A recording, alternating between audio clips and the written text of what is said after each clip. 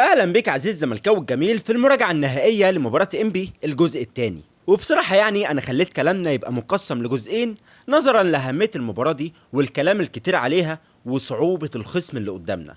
وفي الحقيقه عزيز الزملكاوي برضو دي واحده من اكتر الماتشات اللي انا داخلها كزملكاوي وقلقان منها بصراحه. ليه قلقان؟ قلقان عشان صعوبة انبي مش بس كفنيات جوه الملعب، لكن كمان لانهم بيشتغلوا وبيعتمدوا على العامل النفسي والذهني بره الملعب. وخليني اقول لك يا معلم ان نادي انبي وفي مباراة بكرة دي هيكون العامل النفسي والاستفزاز الكروي للعيبة الزمالك واحدة من اكبر النقاط القوة اللي عندهم. ازاي بقى نقدر نمنع نقاط القوة عند انبي وننزل نأكلهم النجيلة؟ ده اللي هنتكلم عنه في فيديو النهاردة. ولكن قبل ما نبدأ كلامنا أتمنى من حضرتك توصلني الفيديو ده ل1000 لايك. كمان ما تنساش تتوقع نتيجة المباراة دي في الكومنتات، لأن صاحب التوقع الصحيح اسمه بينزل في الفيديو اللي بعد المباراة على طول إن شاء الله. ولكن قبل ما تعمل أي حاجة من دي اوعى تنسى تصلي على النبي في سرك، مش لازم في كومنت. طيب بسم الله.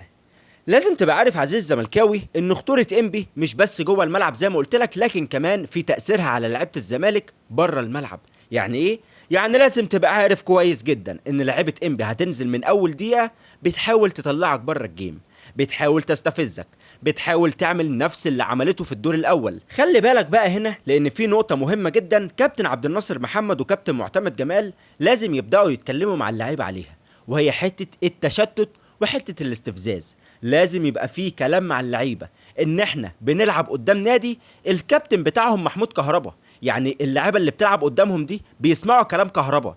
يعني اظن انت واضح جدا بتتعامل مع مين وبتتعامل مع عقليات عامله ازاي.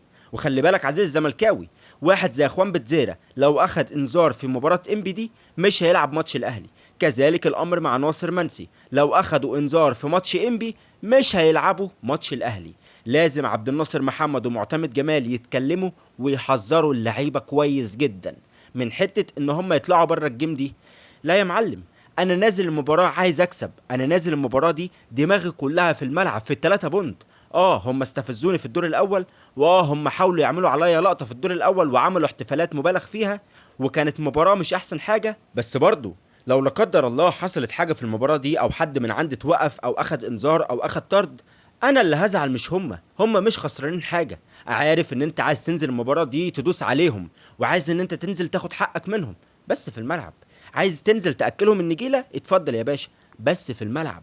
لعيبه انبي هتنزل من اول دقيقه بتحاول تضغط عليك عشان تطلعك بره الجيم، وانا بقول لك اهو من دلوقتي ان لعيبه انبي هتنزل من اول دقيقه بتستفزك وبتكسر في اخوان بتزيرة وبتضرب في اللعيبه وبتشتم اللعيبه وبتحاول ان هي تشتتك عشان تطلعك بره الجيم، عشان تخليك انت كلاعب كره قدم في الزمالك بتفكر في حاجات ملهاش اي علاقه بالملعب. لازم ما تديهمش الفرصه، اوعى تديهم الفرصه ان هم فعلا يطلعوك بره الجيم ويعملوا اللي هم عايزينه، واوعى يا معلم تخليهم يمارسوا اكبر نقطه قوه عندهم. كمان الحكم المرة دي هو محمود ناجي، وده واحد من أسوأ الحكام اللي موجودة في مصر، ويمكن كلنا شفنا ضربة الجزاء اللي كانت في ماتش سموحة في ماتش الأهلي كان ليه ضربة جزاء يشوفها الكفيف وبرضه ما حسبهاش الحكم المحترم ده، وهنشوف بكرة هيعمل ايه. فأنا بقول لك اهو من دلوقتي لعيبة الزمالك لو بكرة هتنزل حاطة في دماغها الحكم ولعيبة انبي والدور الأول وكهربا ومعرفش ايه، الكلام ده كله مش هيجيب معانا نتيجة إيجابية إطلاقا، بل هيجيب نتيجة سلبية. انذارات، ايقافات، كمان ايقاف للجمهور، وهتكلم على الجمهور ده كمان شويه. كمان يا معلم لا قدر الله لا قدر الله ممكن تفقد اهم 3 نقاط في الموسم. برضه يا جماعه حته الجمهور دي مهمه جدا. الجمهور لازم بكره باذن الله يبقى مركز مع لاعيبته فقط لا غير. هتروح هتشتم لعيبه انبي، هتقول اتحاد كوره، هتقول حكام، بنسبه كبيره جدا هتتوقف في ماتش الاهلي. خليك عارف وخليك ذكي وخليك واعي ان هم بيحاولوا يتلككوا على الغلطه، سواء لعيبه الزمالك، سواء الجهاز الفني بتاع الزمالك او حتى الجمهور بتاع الزمالك. لازم تبقى واعي واذكى منهم. والله العظيم انا عارف ان انت عايز تاخد بحقك وعايز تنزل تاخد بطارك وعايز تنزل تروحهم معيطين، بس في الملعب تروحهم معيطين يا معلم لما تكسب 3-4، تروحهم معيطين لما يفتكروا كده احداث المباراه ويلاقوا ان هم مش عارفين يمسكوا الكره دقيقتين 3 على بعض. لكن بقى عايز تنزل تتعارك وتضرب وتعور وتشتم وتاخد انذار، فلا انت كده طلعت بره اطار الكوره وبقيت بتلعب مصارعه. لازم لعيبه الزمالك تبقى اذكياء في مباراه بكره دي. اقسم بالله يا جماعه مباراه بكره دي مش بس محتاجه لعيبه ذكيه تكتيكيا، لكن كمان محتاجه لعيبه ذكيه وواعيه باللي بيحصل حواليها وعندها خبره. لازم كابتن عبد الناصر محمد يتكلم مع اللعيبه ان اي تهور وخصوصا من لاعب زي اخوان بتزيرة او ناصر منسي هيبقى عليها عقاب شديد، لان انت لو دخلت عركه مع لاعب قولا واحدا هتاخد انذار. لازم تبقى عارف ان الحكم بكره مش هيسمع عليك ولا هيديك فرصه ولا تحذير شفوي ولا الكلام ده كله. ده ما هيصدق اصلا ان حضرتك تعمل فاول او ان انت بقى تتعارك مع حد او لاعب استفزك فانت شتمته وتعاركتوا مع بعض او الكلام اللي احنا بنشوفه ده. الحكم مش هيسمع عليك، هيديك انذار، فبالتالي حضرتك مش هتلعب ماتش الاهلي. فبالتالي برضو انا هخسر نسبه كبيره جدا من قوتي الهجوميه. وصدقني عزيز الزملكاوي، الكلام اللي انا بتكلم فيه ده اهم مليون مره اقسم بالله من الفنيات. طب ليه؟ تعال اقول لك.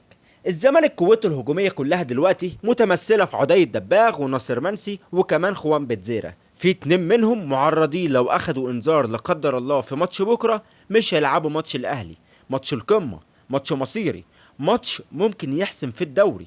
طيب انا بقول لك الكلام ده دلوقتي ليه؟ بقول لك عشان لازم يوصل للعيبه، لازم يوصل للعيبه ان حضرتك ما تدخلش اي تدخلات عنيفه، ما تدخلش في اي احتكاكات مع اللعيبه سواء اخوان بتزير او حتى ناصر منسي. فلاقي واحد بيقول لي يا كابتن هادي ايه رايك ما نلعبهمش اصلا وخلاص ونقفلوا الصفحه على كده ونبقى ضامنين مشاركتهم في الماتش الجاي؟ اقول لك لا، اللعيبه دي لازم تلعب، او بمعنى اصح كده لازم انزل ماتش انبي بكامل قوتي الهجوميه. ما ينفعش ابدا ان انا اكرر نفس الخطا اللي انا عملته في الدور الاول في مباراه الجونه. لو تفتكر قلت ان اخوان بتزيرة هياخد انذار في ماتش الاسماعيلي عشان ما يلعبش ماتش الجونه، ولما يدخل ماتش الاهلي يبقى ما عندوش انذارات. طب ايه اللي حصل ساعتها؟ انا تعادلت ماتش الجونه وكمان خسرت ماتش الاهلي. يعني انا ولا استفدت من ده ولا استفدت من ده. لا يا معلم، ماتش انبي زيه زي ماتش الاهلي بالظبط، ده 3 نقط وده 3 نقط. وزي ما انا محتاج الثلاثي الهجومي بتاعي في ماتش انبي فانا كمان محتاجه في ماتش الاهلي. طب برضو كده عزيز الزملكاوي تعالى نتكلم عن شويه حاجات فنيه تخص المباراه دي. ماتش انبي يعتبر نقطه فاصله حقيقيه في موسم الزمالك، مش بس عشان 3 بونت لكن كمان لطبيعه الخصم نفسه. انبي يا جماعه فريق رخم قوي، فريق قوي بدنيا، عنده نفس طويل طوال 90 دقيقه، داخل الماتش من غير ضغوط تقريبا، وده بيديله حريه كبيره جدا. تكتيكيا المباراه دي السيناريو الاقرب ان انبي هيدخل وهو قافل العمق تماما مع تكتل في البلوك المتوسط وزحمه كبيره في نص الملعب. كمان هتلاقي لاعب من الوسط بيرجع يساعد قلوب الدفاع عشان يقفلوا اي مساحات وراهم. يعني ايه الكلام ده؟ يعني من الاخر كده انبي بكره باذن الله هيلعب ب5 مدافعين، لان هم عارفين ان الزمالك بيحب يستغل المساحات دي، وفي نفس الوقت هم عندهم القدره ان هم يعملوا هجمات مرتده سريعه وخطيره جدا على الزمالك، خصوصا في المساحات اللي ورا الاظهره بتاعتنا. وده معناه ان الزمالك لازم يكون ذكي جدا، لانه لو دخل في صراع مباشر جوه العمق زي ماتش الدور الاول كده هيبقى واقع في الفخ يا معلم. الحل الحقيقي هنا هيبقى في توسيع الملعب واللعب على الاطراف. الاجنحه زي اخوان وعدي الدباغ لازم يفضلوا واقفين على الخط لفترات طويله، والطريقه دي يا معلم هتجبر لعيبه انبي ودفاعات انبي ان هم يتسحبوا بالعرض، وبالتالي هتتفتح المساحه في العمق.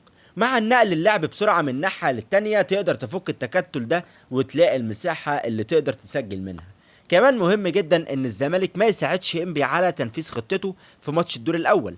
انبي ضغط بشكل قوي ومباشر على دفاعات الزمالك، فبالتالي لعيبه انبي قفلت كل زوايا التمرير على لعيبه الزمالك، فاضطر الزمالك انه يعمل ايه؟ ما يحضرش من تحت ويعتمد على الكرات الطوليه حتى بدون تحضير. وده بالظبط اللي انبي كان عايزه من المباراه. اول ربع ساعه من المباراه دي هيكون هو الحل السحري للزمالك. الزمالك محتاج يدخل بقوه ويحاول يجيب هدف بدري. الهدف ده هيغير شكل المباراه تماما، لانه هيجبر انبي انه يفتح خطوط ويفتح المساحات، وساعتها المساحات اللي الزمالك بيدور عليها هتظهر وهيلاقيها. لكن في نفس الوقت الضغط بدري سلاح ذو حدين، لان اي فقدان للكره مع تقدم الاظهره بتاعتك سواء عمر جابر او محمود بنتاج لو لعب باذن الله ممكن يدي انبي فرصه كبيره جدا للهجمات المرتده السريعه. التوازن هنا مهم جدا بين الضغط والهجوم وبين التأمين الدفاعي بتاعك. اخطر سيناريو على الزمالك من وجهة نظري ان الماتش ده يفضل متعقد ومستمر 0-0 لحد بداية الشوط الثاني. ساعتها انبي ممكن يبدأ يلعب على الوقت واعصابك واستفزاز اللعيبة، وده يقع يتصاب والحاجات اللي انا لسه مكلمك فيها من شوية. ومع تفوقه اصلا البدني واللعيبة الصغيرة اللي عنده ممكن لا قدر الله يفرض ايقاع على المباراة، ولو سجل في المرحلة دي الرجوع هيبقى صعب لانه هيقفل كل المساحات. المباراة دي عزيز زملكاوي مش محتاجة غير صبر وهدوء وتركيز و11 راجل في الملعب. باذن الله باذن الله الزمالك يقدر ان هو يحسم المباراه دي وياخد اهم 3 بونت في الموسم باذن الله. لو وصلت لحد هنا ما تنساش ان انت تعمل لايك للفيديو ده، كمان تتوقع نتيجه المباراه في الكومنتات. كان معاكم ادي هشام، مع السلامه.